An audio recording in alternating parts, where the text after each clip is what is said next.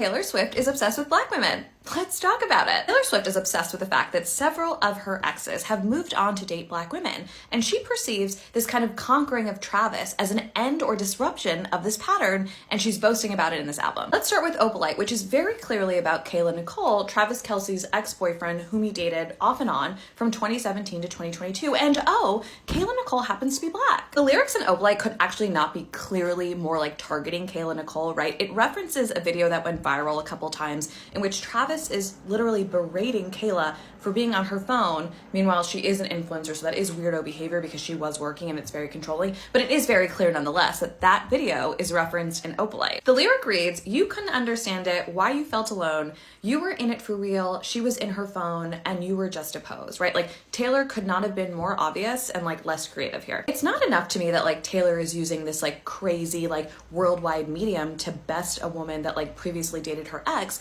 It's also the fact that like Taylor is fully aware that Kayla has received like relentless and racist harassment, oftentimes terrifying, from Swifties in reaction to the fact that she previously dated Travis. So like this is like purposefully and like blatantly violent. This song accomplishes two things at once, right? It proves the fact that Taylor Swift is obsessed with black women, and it endangers Kayla Nicole. But obviously our country is not at its best with critical thinking, so let's like analyze a different part of the song, right? So another lyric says, "But I'm not a bad bitch, and this ain't savage, but I'm never gonna let you down." So in this song, Taylor positions herself as this like unique, singular white flower that is so different from what?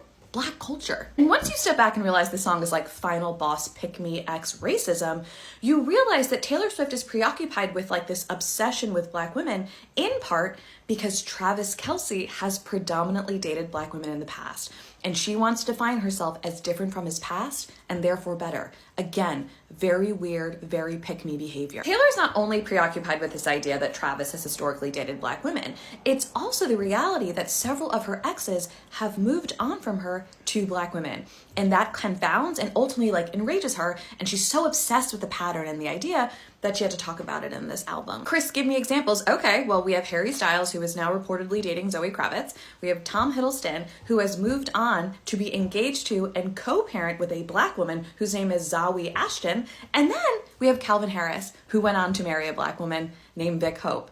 So it is a pattern, and Taylor Swift is clearly aware of it because she is obsessed with her exes, and all of that together is making me feel very, very strange. And ladies and gentlemen of the jury, today I'd argue that this idea, the idea that white men have historically left Taylor Swift for black women, is part of her personal mythos, right? I imagine she finds it both confounding and devastating that these men have left her, who is like the pinnacle of Western white beauty, right? She is the ideal white woman. Meanwhile, all of these white guys are leaving her for black women, and I'm sure it's really pissing her off. So when Taylor like secured Travis, she achieved the ultimate feat in her mind. She had convinced a white man to leave black women for her, and the mythos is complete. She has disrupted the pattern, she is the queen bee yet again, and this album is all about her obsession with that weird mythos and her obsession with black women. At the end of the day, you know and I know that Taylor Swift is a deeply calculated and intentional person, right? She drew up these lyrics and this like 8th grade symbolism very intentionally. It's very red-pilled and incredibly macro-aggressive. So I guess the moral of my story here is like, you Swifties, the ones who refuse to call her out on her bullshit, are the same exact type of white feminist that she is. You protect bigots and you traffic in and like enjoy anti-black bullshit. And that makes you a bad person. All right, bye. Honey, I've been over here in white folks' business. Well, I wouldn't say white folks' business. Well, I'll say Swiftie business, because there's some black Swifties too, honey. And, honey, the girls are not pleased with Taylor in this new album. Now, never have I ever listened to an entire body of work by the Taylor Swift. I am not, nor have I ever been, a Swiftie. But when y'all have a discourse going, you know, I tune in here and there to get some concept. I know the last album she put out, everybody was talking about she dissed Kim Kardashian. I listened to that one song. But I listened to a couple of this album, honey, and it's giving press. That wish list song, honey, why you so pressed with black women? What we do? What's up, Taylor? Pressed ain't even the word, honey. You ain't no bad bitch, you ain't no savage, and I'm glad you know. But why the shade? Hey guys, welcome back. It's Lika's Take. So, social media is going crazy again. This time is about Taylor Swift. People are saying she's jealousy of black women, while others claim she's obsessed with them. The video are everywhere, millions of views, crazy reaction. But what is the truth behind all of this? Let's get into this. Taylor Swift is obsessed with black women just like the world is obsessed with black women. Our intelligence, our resilience, our swag, our bodies, our culture. And to be a black woman is to be gaslit every day to be made to believe like they don't give a damn about us, when really they cannot stop giving a damn about us. That is why everything we do is policed and critiqued. We talk too loud, we're too angry, we wear too much makeup, we wear too much weave, we want to be seen. Just grooming ourselves makes us want attention. By simply grooming ourselves, everything we do is under a microscope, because they are obsessed with us, and they will gaslight us and try to make us believe that they really don't acknowledge our presence. But our presence is undeniable. To be a black woman, you must know this. You got to know this because you got to keep on shining regardless of what these people are going to try to convince you of.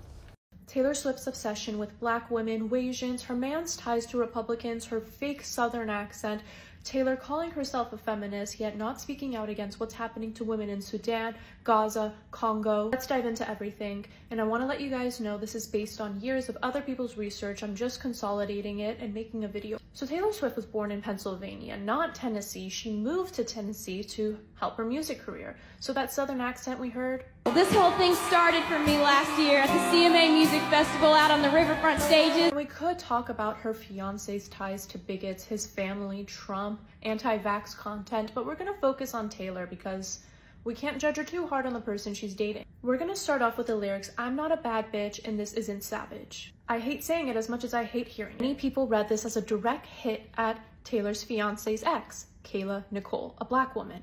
Beyond the unnecessary shade, let's dissect those lyrics. She's the Shakespeare of her time. We have to dissect the lyrics. "I'm not a bad bitch and this isn't savage. I'm a good white girl. I'm soft and demure. I can't believe it, y'all. I'm palatable. I'm safe."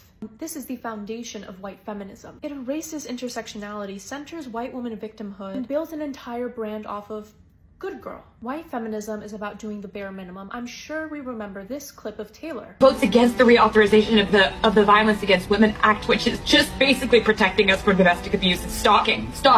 Where was this energy when you need to speak up for the women of Sudan? Where was this energy when children in Gaza had to use tent pieces for their pads? Let's talk about her next attack with her album, Charlie XCX. Now, I'm not the biggest fan of Charlie for writing a song for her friend Dasha, host of The Red Scare. Anyone forgot, Dasha once filmed herself at a gun range, shooting at a target wearing a kufiya. So Taylor and Charlie going back and forth isn't the most horrible thing that could happen, but the fact that Taylor targeted her man's exes, Charlie, Olivia, yet didn't attack Trump, it's just something to note. Let's jump into her and Olivia Rodrigo. Now, a few years back, Olivia released the song Deja Vu and said it was inspired by Taylor's song. And Taylor was kind of a mentor for Olivia, and instead of saying, thank you for the shout out, she said, put my name on that. In her song on her new album, she says, "I was your father figure. You pulled the wrong trigger." Okay, Taylor was kind of a mentor for Olivia, so that's obviously about her. Funny enough, Taylor was inspired by a Jonas Brothers song, so let's see if they get their name on Taylor's song. Surely there's more to say as well, but I can't make this video too long. What do you guys think? So after watching a few of those videos, yeah, I see what people are talking about. Some creators are saying about her jealousy of black women, while the others are calling her obsessed. But honestly, most of what I just saw looks like people are reaching. They are taking a short clips, editing them, and then adding their own meaning to it. There is no real interview, no quote, just assumptions based on expression or lyrics. That is how rumor blew up on social media, guys. One person say it confidentially, and boom, everyone repeat it like it's fact. No, Let's watch another one. I'll come back with a comment. Travis Kelce was always going to be her downfall, and she created an album basically praising him, praising like she's a trad wife. And a lot of people who listen to her when it comes to voting and everything, do not have those ideals. And so she's essentially promoting a lifestyle that she has never promoted before. She stripped away her innocence look, if you will, her innocence title, and used black music to do so. She's jealous of the fact that she's dating a white man who has never wanted to date a white woman, who has gone on numerous podcasts, TV shows, dating shows, and stated that he will never be with a white woman, and he only prefers black women. And essentially, she released an entire album to see why, so people can see why he chose her. When actuality, he settled. That man wants a black woman. It don't matter where she come from, but I bet you give him 10 years. It won't even take that long. When the fame is done, when he's no longer playing for the NFL, see who he'll be with. Being a black woman in America, in this world, is so interesting because we just go through life like shining, being ourselves, being the best at everything we do. You know what I mean? And having this light. And then in the darkness, in like the shadows, there's white women. Like just jealous. Like it's really weird. And so because of that jealousy, you get things like Taylor Swift's new album, right? Trying to throw jabs at Kayla. Travis wanted her. You know what I mean? And now she's just trying to like live her life. And you're like trying to be like this pure white girl who's not a bad bitch. And just like a pure girl who you can marry, you could take home to daddy. Beyonce's all the way up there in every way. And the delusion in white people's mind is trying to force Taylor Swift up there. The fact that we even have to have a conversation to say that Taylor Swift is better than Beyonce is the delusion of white people. It's delusional. It's crazy. Like, look at Beyonce. Go up there and look. Like, climb up the stairs and look at Beyonce. This is Taylor Swift. And you're going to open up your mouth and say Taylor Swift is better than Beyonce? She didn't even deserve second spot. But it's the delusion of white people.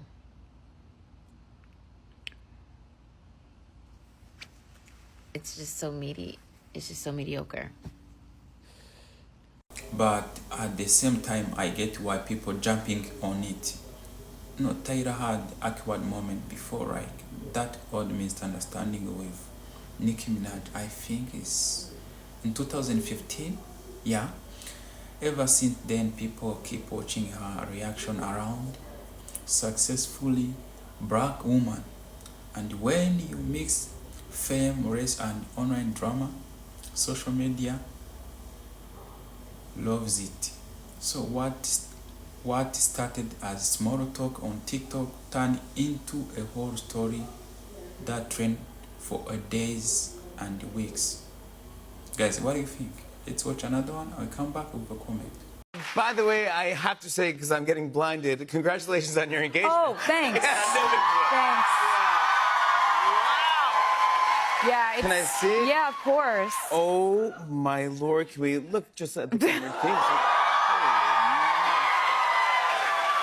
Taylor, crazy. Taylor, that is insanity. That's crazy. Well, he put a lot of work into that one. Huh? He did. He did, and he had it for a really long time before he gave it to me too. He did? Yeah. So he had it like he custom did this and designed it with this amazing jeweler who he made it with. It's gorgeous. Even the sides are beautiful. I know. I know. I look at it constantly. Like it doesn't feel in any way normal for me. I'm just sort of like, oh, this is the moment man. Yes. Whoa, but it's more than that. It's like, he's just my favorite person I've ever met. No offense to everyone else. Yeah. But the fact that this is the person that I get to hang out with every day forever is just like, That's the whole thing of it. You look at that and you're like, I'm going to hang out with him forever. And this represents that. I think for Travis, the podcast was just sort of like a distraction, sort of ruse to keep me not looking out the windows of the house. So it was all happening? Was the backyard normal when you got there? Like, I don't, every time he does the podcast, it's not like he like blacks out all the windows. It's like the drape, there's like fully like just blackout drapes on every single window of the whole house. Yeah, you're like, honey, this is real secretive. So serious about this, and I really appreciate that. But then afterward, I kind of realized like he's walking around sort of nervous about the podcast. He's like, my heart is racing. I just really I know how much this means to you. Like, really want this to be what you hoped it would be, because we've been talking about doing the podcast and announcing the album. Yeah. And he's like, my heart's racing. And I've never seen this dude nervous, ever. Of course he's not nervous about the podcast. Professionally He's like, oh, not a nervous person. He's like, I was like, and so he was like, do you want to go and just walk around the backyard and have a glass of wine? I'm like, I'm always going to want to do that. That's good. Always bad. And then I realized exactly why all of the windows were curtained and why he was nervous. And yeah, look at this. It was right the best possible case scenario. Look at that. Look at this. That's what he was turning the backyard into. Like a gorgeous. secret garden oasis. Beautiful. So after checking everything, there is no evidence that Taylor Swift actually confessed to jealousy or obsession. But the internet loves to build, stories, especially when race and fame involved. What do you think? It is just clickbait or something deeper about how, we view famous woman and, less online? Guys, drop your comment. Hit like button, subscribe, because the next time we are diving into something that really blowing up your mind. I am Lick. This is Lick Aztec. See you on another one. I love you guys.